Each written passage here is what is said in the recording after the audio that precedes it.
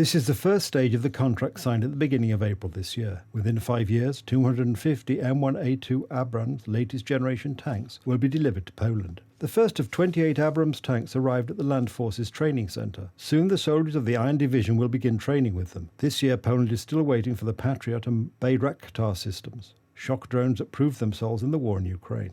Now, Polish tank crews will start training on the new machines. When deliveries begin to reach us at the turn of 2022 and 2023, our soldiers will be ready to board these vehicles and perform their duties. The Deputy Head of the Ministry of Defence emphasises that Poland is purchasing the most modern equipment, which together will constitute a compatible set of connected equipment, increasing Poland's security and its deterrent power. The F-35 planes are the world's most modern multi-role fighter aircraft. Abrams tanks, the most modern tanks in the world, Bayraktars, or drones, HIMARS or artillery.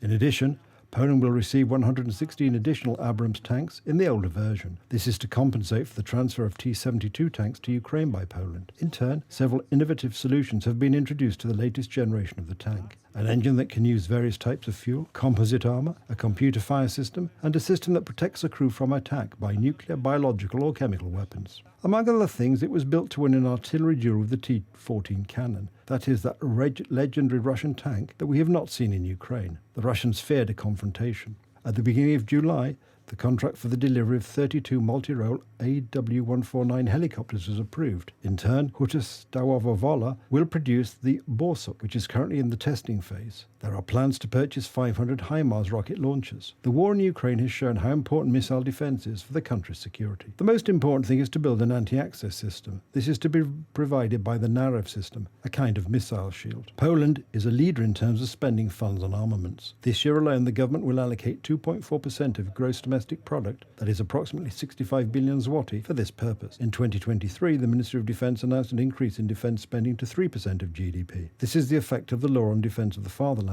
which entered into force in March this year.